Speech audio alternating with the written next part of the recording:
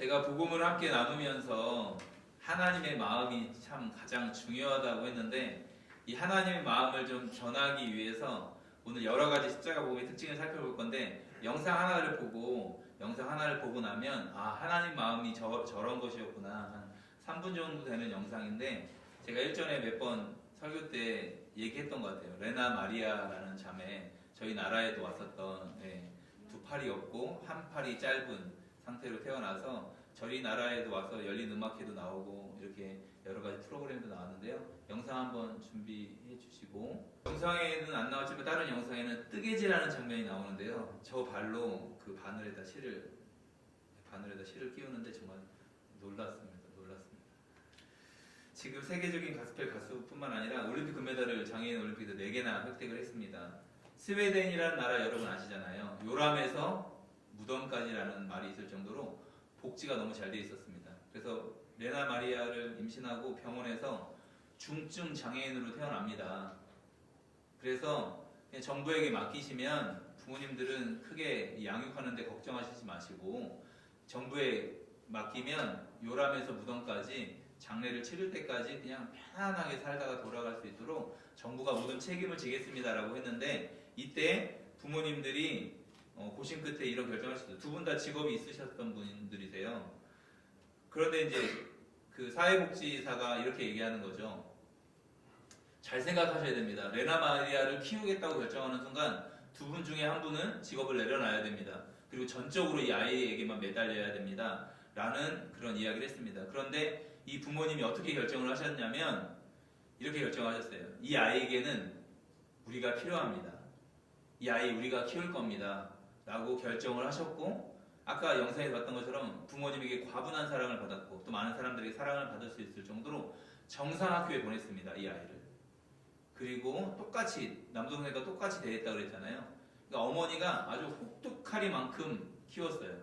아까 혼자 걸어가는데 4년이 걸렸다고 했잖아요. 이렇게 다리가 한쪽이 짧고 두 팔이 없으니까 군뱅이처럼 구를 수밖에 없잖아요. 넘어지면 레나한테 이렇게 이야기하는 거. 일어나. 벽으로 기어가.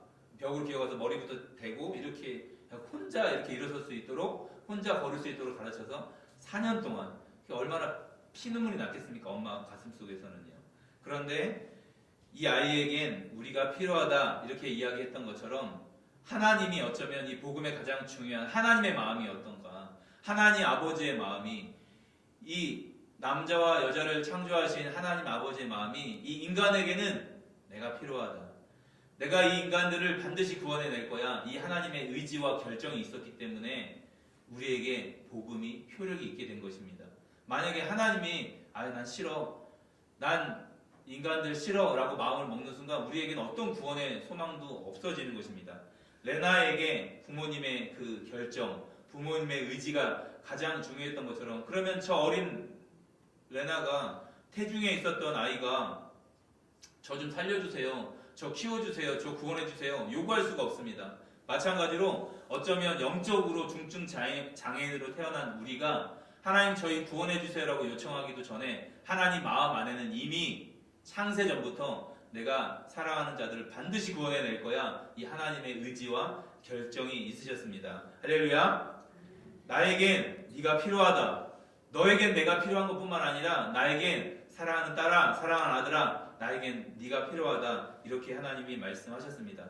그래서 성경 역사를 보면 이때쯤이면 하나님 포기하겠다, 너무 말을 안 듣는다, 이 구약 성경 보면 이스라엘 백성들 또 반역하고 또 원망하고 불평하고, 이때쯤에는 노아의 때도 죄악이 그냥 온 세상에 관영했으니까 이때는 다 쓸어버리고 그냥 새로운 인류를 시작하시겠다라고 해도, 그때도 심판 중에 하나님이 구원을 베풀어 주셔서 노아와 8식구를, 노아를 포함해서 8식구를 포함하셔서 다른 인류를 시작하시는 것입니다.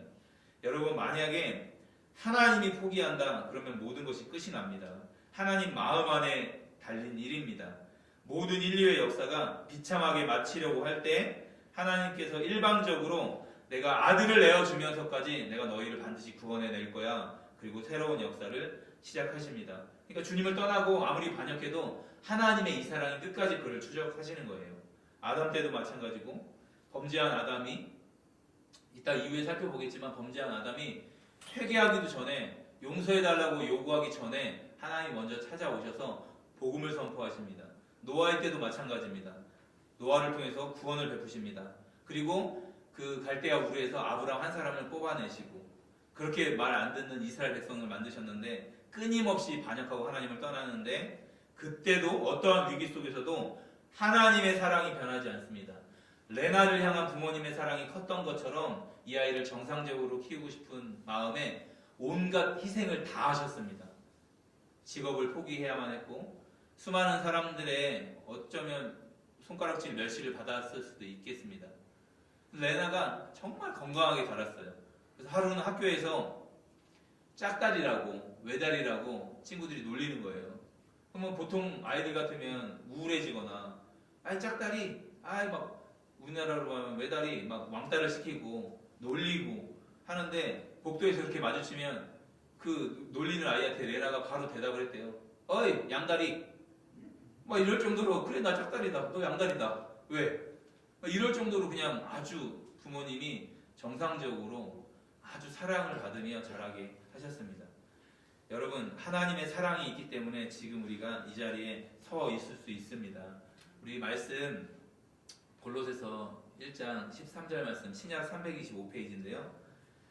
성경을 찾으실 분들은 찾고 앞에 화면에 있습니다. 골로새서 1장 13절 말씀 신약 325페이지입니다. 그가 우리를 흑암의 권세에서 사랑의 아들의 나라로 옮기셨으니 아멘. 여러분 흑암의 권세에서 건져내사 그의 사랑의 아들의 나라로 옮기셨으니 이렇게 이야기하고 있습니다. 얼마 전에 몇 년 전인가요? 저희 나라에서 나로호 아시나요? 나로호 저희 나라가 최초로 인공위성을 만들었다. 그래서 한 3번인가 저도 기억이 3번인가 실패했던 것 같아요. 그래서 처음에는 뜨지도 못하고 막 출발 준비하고 막 생중계로 막 하고 온 세상이 난리였잖아요. 저희 나라가 막 라이브로 막 하면서 막 YTN 막 뉴스마다 막 그냥 그래서 막 이제 막 올라갈 것처럼 인공위성이 하다가 쉬 하다가 꺼져버렸어요. 못 올라갔어요. 그래서 나중에 알고 보니까 뭐 순수 우리 기술이 아니라 뭐 이렇게 독일의 도움 받고 막 그러니까 결국은 또 우리나라 순수 기술은 아니었던 걸로.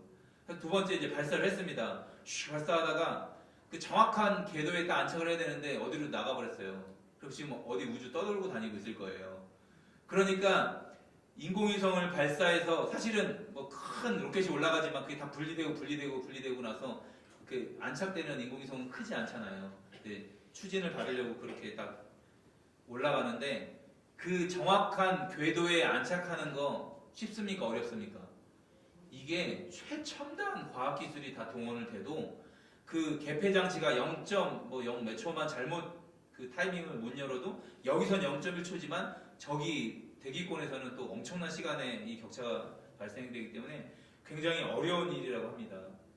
여러분 인공위성 하나 여기 땅에서 지구에서 쏘아서 거기다가 궤도에다 하나 올려놓는 것도 어렵다고 하면 영원한 지옥, 영원한 이 멸망, 영원한 고통에 있는 지옥에서 흑암의 권세에서 건져내어서 그의 사랑의 아들을 나라로 옮기는 천국까지 옮기는 이 일은 얼마나 더 어렵겠습니까? 그런데 하나도 다치지 않고 상하지 않고 그대로 머리털 하나도 상하지 않고 그대로 꺼내서 천국까지 인도한다? 이거 보통 어려운 일이 아닙니다. 이건 하나님 수준의 일입니다. 이건 누구 인간이 계획할 수 있는 일이 아닙니다. 흑암의 권세, 이 사단이 꽉 움켜쥐고 있는 이 권세에서 빼내서 그것도 안 다치고 전쟁도 하지 않고 싹 빼내서 옮긴다? 이거 어마어마한 일입니다. 십자가의 도가 이렇게 위대한 일이었습니다. 사단에게 머리채 잡혀서 모든 정사와 권세, 어둠의 주관자 밑에서 고통을 받고 죄로 인해서 일평생 고민하고 번뇌하며 죄의 죄책감을 가지고 살아가는 이 인생들을 영원히 죽을 수밖에 없는 우리를 머리카락 하나도 상하지 않고 구한다는 것은 정말 엄청난 일입니다. 영원한 하나님 나라로 옮기시는 정말 위대한 일입니다. 이 일을 하는데 하나님의 거룩에도 흠이 없어야 되고 구원을 받는 우리에게도 흠이 없어야 되고 우리의 모든 죄도 해결돼야만 합니다. 그래서 이제 오늘부터 십자가 도의 특징을 몇 가지 살펴볼 건데 여러분 기억했으면 좋겠어요. 주보에 이제 순서대로 쭉 볼 텐데요. 요 네 가지를 한번 기억하고 계시면 되겠습니다. 제가 또 한번 이야기해드리겠습니다. 자, 여러 가지 특징이 있는데 영원전, 이 십자가 복음의 특징은 영원 전에 창세 전부터 계획되어 있었다. 그리고 두 번째, 이 구원은 스스로 사람의 인간의 노력으로 되는 게 아니라 구원자를 통한 구원이 될 거다. 그러니까 구원자를 준비할 거다. 구원자를 이미 준비해 놓으셨다. 그러니까 영원 전부터 준비되어 있었고 구원자를 통한 구원이 될 거다. 그러니까 너가 구원받는데 어떤 메시아, 어떤 구원자가 나타날 거다. 이렇게 그러니까 성경을 읽으면서 이 십자가 도의 특징을 잘 이해하고 계시면 구약 성경이나 신약 성경을 읽을 때 이게 특징이구나. 영원 전부터 창세전 이런 단어가 나오면 하나님이 영원 전부터 우리를 사랑하시기로 결정했구나. 이렇게 생각하시면 됩니다. 그리고 구원자를 통한 구원. 그리고 이건 하나님의 절대 주권. 그러니까 누구도 무너뜨릴 수 없는 하나님이 결정하신 일이고 하나님의 절대 주권 사역이 될 것이다. 그러니까 하나님의 주권적인 사역이 되기 때문에 누가 방해하거나 누가 이걸 무너뜨릴 수 없습니다. 그리고 네 번째는 은혜라는 요소가 포함될 것입니다. 은혜. 같이 한번 따라하겠습니다. 은혜란 받을 자격이 전혀 없는 자에게 거저 베풀어 주시는 하나님의 일방적 선물이다. 그러니까 저희가 은혜 받았습니다 라고 했을 때는 은혜입니다. 그러니까 제가 감당 못할 선물을 딱 받게 되면 와, 은혜입니다. 어떻게 저는 받을 자격이 없는데. 그러니까 제가 진짜 이 마음을 잃지 않으려고 항상 노력합니다. 저는 원월드 교회에 서 있는 것 자체가, 지금 여러분과 함께 예배에 있는 것 자체가 은혜입니다. 할렐루야. 제가 한 장로님하고 교제하면서 저는 정말로 뽑힐 수 있는 자격 자체가 없었던 자인데 하나님의 특별한 은혜로 제가 원월드 교회에서 함께 사역할 수 있게 되었습니다. 할렐루야. 정말 특별한 은혜였습니다. 제 편에서는 정말 그냥 모든 것들을 다 내려놓고 마음을 정말 비운 상태였었습니다. 그런데 특별한 하나님의 이 섭리로 이곳에 서 있게 되었습니다.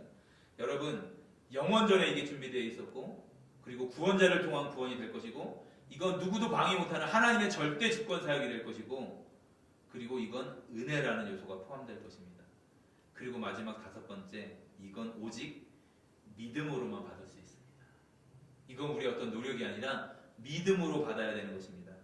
몇 가지, 그래서 요 개념을 여러분 잘 머릿속에 가지고 계시고 성경을 이제 쭉 읽어보시면, 살펴보시면 십자가 도의 특징이, 십자가 복음의 특징이 이런 것이었구나. 요한계시록 13장 8절 말씀 한번 보겠습니다. 신약 411페이지인데요. 제가 읽겠습니다. 요한계시록 13장 8절입니다. 죽임을 당한 어린 양의 생명책에 창세 이후로 이름이 기록되지 못하고 이 땅에 사는 자들은 다 그 짐승에게 경배하리라.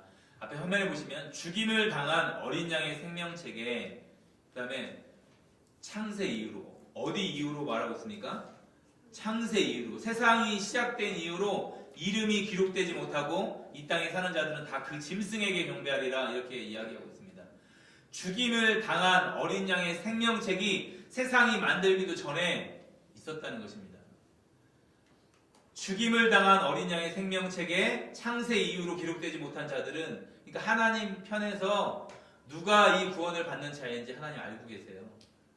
그러니까 똑같이 사랑하시지만, 하나님이 똑같이 이 수십억을 사랑하시지만 끝까지 누가 거부하실 것도 알고 계시고 누가 받아들일 것도 알고 계시는데 끝까지 사랑하시기를 원하십니다. 끝까지 돌아오기를 원하시는데 자유의지로 끝까지 반역하는 거예요. 끝까지 거부하는 거예요, 복음을. 그러니까 똑같이 복음을 전해도 누구는 수용하고 누구는 거절을 합니다.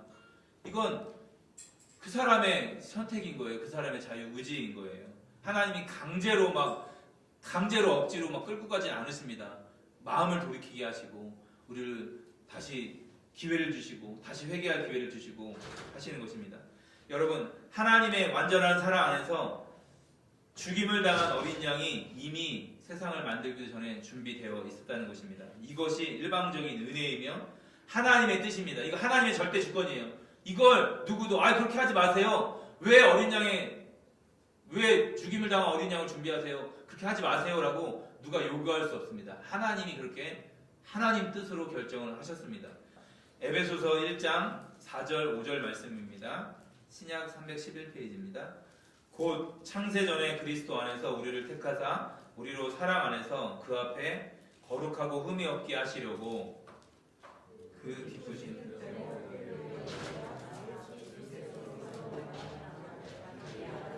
되게 하셨습니다. 제가 말했던 5가지 특징이 여기에 또 다 나오고 있습니다. 곧 언제?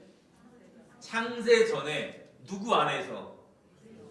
그러면 창세전에 그리스도 안에서 우리를 택했다는데 그러면 그리스도가 이 메시아가 준비됐다는 거잖아요. 그리스도는 헬라어로 기름 부음을 받은 자입니다. 기름 부음을 받은 자. 그러니까 예수님을 나타내는 단어인데요. 그러면 세상을 만들기도 전에 그리스도 안에서 우리를 택하사, 그러니까 이미 세상을 만들기도 전에 그리스도 안에서 우리를 택하기로 결정되어 있었습니다. 죽임을 당한 어린 양이 준비되어 있었습니다. 왜냐하면 이 세상을 만들고 인간들이 범죄하지 않기를 원하는데 만약에 범죄하면 어떻게 할 것인가? 우리가 자유의지를 부여해줄 텐데 이 자유의지로 하나님을 사랑하면 괜찮지만 하나님을 떠나서 죄를 선택하면 어떻게 해야지? 라고 했을 때 그리스도가 준비되어 있습니다. 내가 예수님께서 내가 희생을 해서라도 내가 십자가에 죽어서라도 이들을 다시 살리겠습니다 라는 게 세상을 만들기도 전에 이미 결정되어 있었다는 것입니다. 그리스도 안에서 우리를 택하사 우리로 사랑 안에서, 그 하나님의 사랑 안에서 그 앞에 거룩하고 흠이 없게 하시려고. 지금 우리가 하나님 앞에 거룩하고 흠이 없게 설 수가 없잖아요. 이렇게 하시려고 그 기쁘신 뜻대로, 하나님의 기쁘신 뜻대로, 하나님의 절대 주권이 또 여기에 포함되어 있습니다. 그 하나님의 뜻대로 여기서 누구의 조언도 받지 않으셨고 누구의 해방도 받으실 수 없습니다. 그 기쁘신 뜻대로 우리를 예정하사 우리를 구원하시기로 예정하셨습니다. 할렐루야. 그러니까 우리가 지금 여기서 예배드린다는 건 창세전에 하나님 마음 안에 결정되어 있었다는 사실입니다. 그리스도로 말미암아, 예수 그리스도로 말미암아 자기의 아들들이 되게 하셨으니, 이래서 예수님을 맏아들로 삼으시고 그 장자를 잡으시는 말미암아 출애굽에 보면 이 장자 대신해서 어린 양이 죽잖아요. 그래서 이스라엘 모든 백성이 사는 것처럼 예수님, 맏아들이신 예수님이 십자가에 죽으심으로 말미암아 우리가 하나님의 아들, 딸들이 되었습니다. 할렐루야. 그러니까 구원자를 통한 구원이 될 것이다. 창세 전에. 그리고 하나님의 절대 주권 사용이 될 것이다. 그리고 또 뭡니까? 이건 은혜.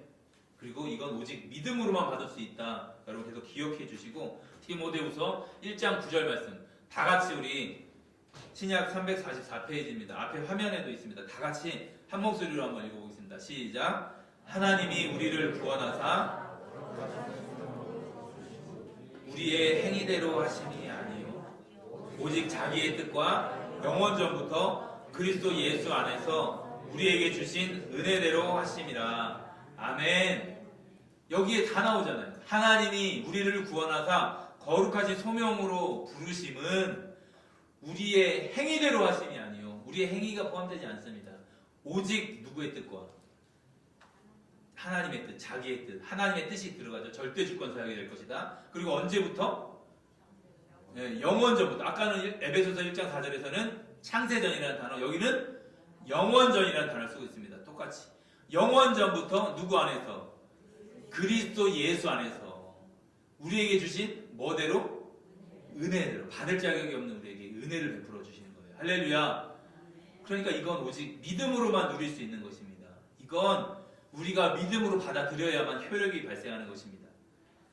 하나님의 절대 주권 사역이 될 것이다. 하나님의 자기의 뜻, 영원전, 그리스도 예수 안에서 은혜대로. 이 네 가지 요소가 여기 디모데후서 1장 9절 이 한 절에 이 네 가지 요소가 다 포함되어 있습니다. 로마서 11장 36절에 그래서 사도 바울이 이렇게 정의합니다. 이는 만물이 주에게서 나오고 주로 말미암고 주에게로 돌아갑니다. 그에게 영광이 세세에 있을지어다. 아멘 하고 로마서 11장 36절을 이렇게 마치고 12장 1절에 그러므로 너희 몸은 하나님이 기뻐하시는 거룩한 산 제물로 드리라. 이것이 너희가 드릴 영적 예배니라. 너희는 이 세대를 본받지 말고 오직 마음을 새롭게 함으로 변화를 받아. 이렇게 로마서가 이렇게 이어지는 거예요. 그러니까 11장 36절에 딱 이걸 도장을 찍고 나서 너희 영적 예배, 너희 몸을 거룩한 산 제물로 하나님께 드려. 왜 드리라고 합니까? 이 앞절이 이거예요. 이는 만물이 주에게서 나오고 주로 말미암고 주에게로 돌아갑니다. 이 세상 모든 만물이 주님으로부터 나왔습니다. 할렐루야. 그리고 주님으로 말미암아 존재하는 거고 주님께로 돌아갈 것입니다. 그러니까 하나님께 드리라는 거예요. 거룩한 산 제물로 드리라는 거예요. 마음껏 드리라는 것입니다. 제가 청소년들이나 청년 집회하면 자기의 삶을 하나님께 헌신하라고 하면 청년들이 막 벌벌 떨어요. 왜냐하면 하나님께 인생 다 바치면 재미없는 줄 아나 봐요.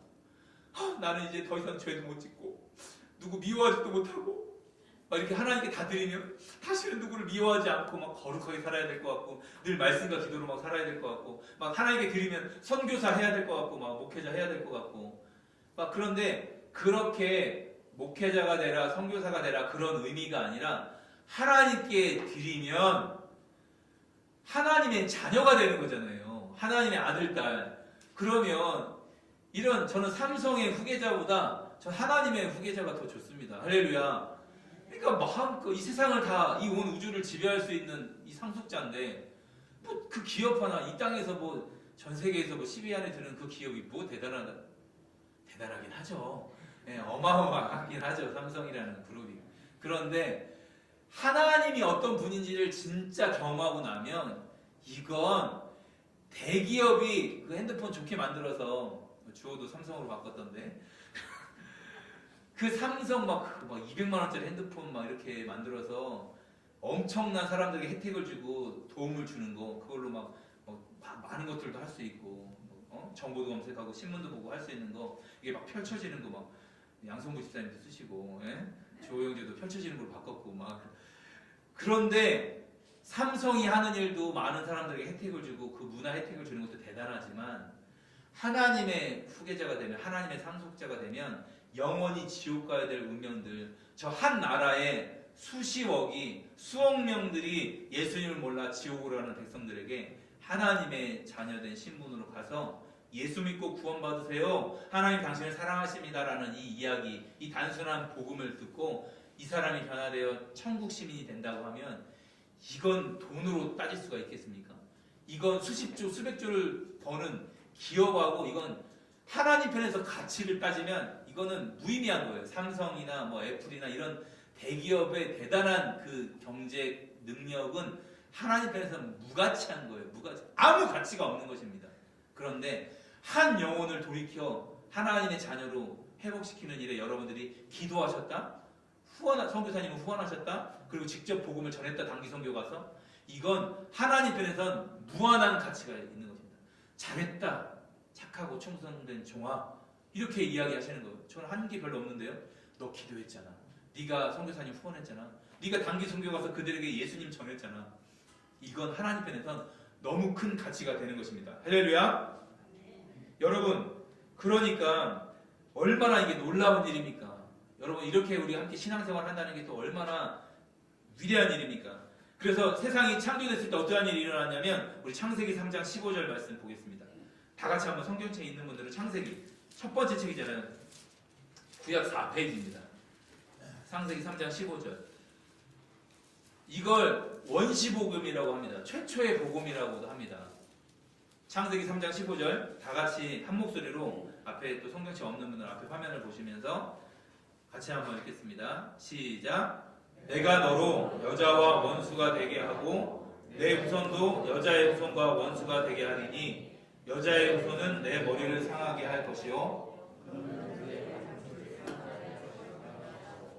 아멘. 이건 제가 다음 주에 또 자세하게 한번 설명해 드릴 겁니다. 이 내용이 중요하기 때문에. 내가 너로 여자와 원수가 되게 하고 이게 지금 뱀에게 저주하시는 거예요. 하나님이. 아담이 범죄하고 동산에 숨었을 때 창세기 3장 9절에 보면 그 앞에 9절에 보면 아담아가 살아와 라는 뜻입니다. 아담아 내가 어디에 있느냐. 너 나와 함께 이 동산을 거니며 하나님으로 만족하고 기뻐하고 여기에 있는 모든 열매들을 따먹고 만족한 삶을 살았는데 아담아 너 지금 어디 있어? 라고 하나님이 먼저 찾아오셨어요. 아담은 두려워서 숨어 있었는데 아담과 하와는 숨어 있었는데 하나님이 먼저 찾아오셔서 아담아 내가 어디 있느냐 말씀하셨어요. 그리고 일방적인 복음을 선포합니다. 이때 남자가 핑계댑니다. 하나님이 나에게 준 여자가 저를 꾀어서 제가 범죄했습니다. 이렇게 핑계를 댑니다. 여자는 또 누구 핑계댑니까? 하나님 만드신 뱀이 나를 유혹했다. 그러니까 하나님 책임이다. 이렇게 죄가 들어오니까 하나님으로 만족했던 죄가 없는 상태에서 하나님으로 기뻐하고 하나님 나타나면 동산에 에덴 동산에 나타나면 아담과 하와가 얼마나 기뻤겠습니까? 아무것도 걸치지 않았는데 영광스러운 존재로서 하나님 얼마나 기뻤겠어요. 이거는 우리가 천국 가서 알게 되겠죠. 그때 에덴 동산에서 얼마나 감격스러웠는지. 그런데 무화과 나무 잎으로 막 옷을 해입고 이렇게 그거 막 햇빛 비치면 그거 다 부스러질 텐데 그 낙엽 무화과 나무 잎 그게 뭐 패션이라고 막 그거를 입고 다니면서 두렵고 숨어서 이거 뭔가 잘못돼도 한참 잘못됐잖아요. 아담아 내가 어디 있느냐? 그러면서 뱀에게 무슨 이야기를 하냐면 14절 말씀 보면 너 배로 다니고 모든 짐승보다 더욱 저주를 받아 배로 다니고 살아있는 동안에 흙을 먹을지니라. 그러면서 내가 너로 여자와 원수가 되게 하겠다. 요한계시록은 이 뱀을 사단이라고 얘기합니다. 옛뱀, 사단, 마귀라고 이야기하고 있습니다. 이 사단아 내가 너로 여자와 원수가 되게 하고 내 후손도 여자의 후손과 원수가 되게 하리니 여자의 후손은 이 여자의 후손이라는 단어에 그리스도라는 게 포함되어 있습니다.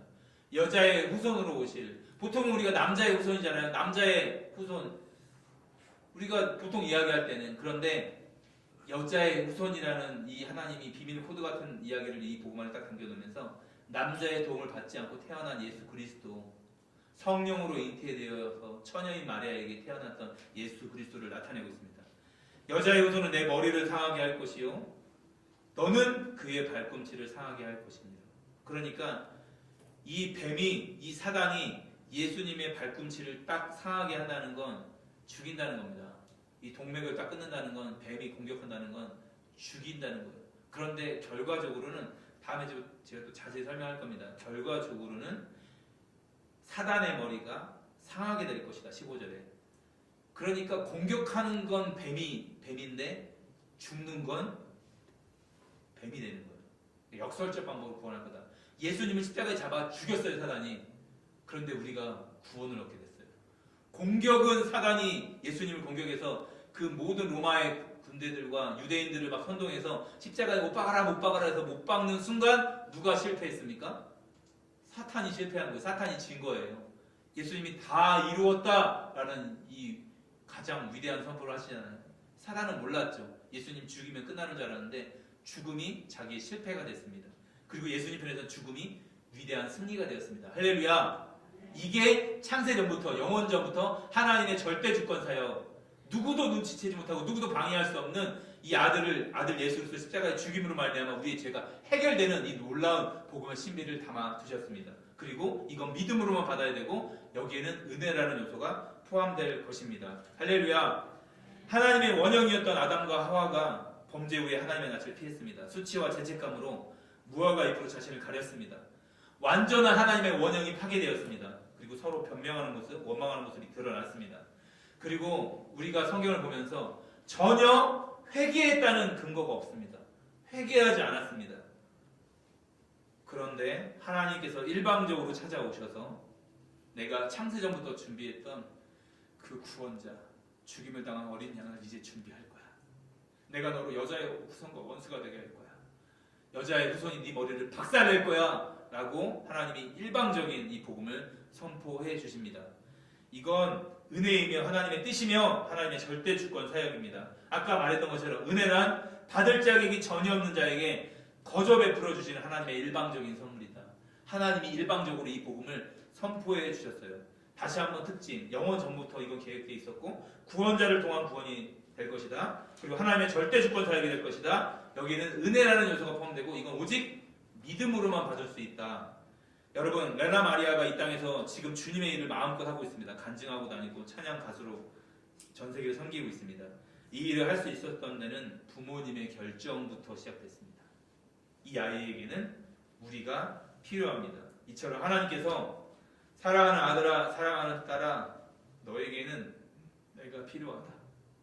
네가 구원받는 데는 내가 필요하다. 그리고 넌 나에게 너무 소중한 존재다. 아까 레나 마리아가 영상에 작은 자막으로 나왔지만 그냥 부모님이 나를 너무 소중하고 특별한 존재로 그렇게 사랑해 줬다는 거예요. 너무 사랑스럽고 소중한. 그러니까 너무 정상적으로 정서적으로 아주 안정감 있게 자랐습니다. 보통 저 상태라면 우리가 원망할 것 같잖아요. 나 왜 이렇게 불편해? 난 할 줄 아는 게 아무것도 없어. 보통 이러고 있을 텐데 뜨개질도 하고 운전, 요리, 아까 그림, 올림픽 수영, 국가대표 이 상상을 뛰어넘는 일들을 했습니다. 그런데 그 일을 할 수 있었던 첫 번째 결정, 이 아이에게는 우리가 필요합니다. 라는 결정에는 희생이 포함되어 있었습니다. 엄마의 직업을 포기해야 되는 희생, 이 아이를 위해서 모든 삶을 포기해야 되는 희생이 있었습니다. 마찬가지로 우리가 지금 하나님의 자녀가 됐다는 건 너에겐 내가 필요하다라고 하나님이 결정하셨던 건 내가 너를 위해서 내 생명을 내어줄 거야. 너를 반드시 내가 구원해낼 거야 라는 하나님의 의지와 하나님의 희생에 대한 결정이 있으셨습니다. 할렐루야. 이번 한 주간 여러분 내가 사는 게 은혜이고 숨 쉴 수 있는 게 은혜이고 이렇게 예배할 수 있는 게 은혜인 것입니다. 이번 일주일 동안 하나님의 은혜가 얼마나 놀라운지 여러분 더 깊이 경험했으면 좋겠습니다. 말씀을 읽으면서 또 찬양을 들으면서 그렇게 한번 경험해 줬으면 좋겠습니다.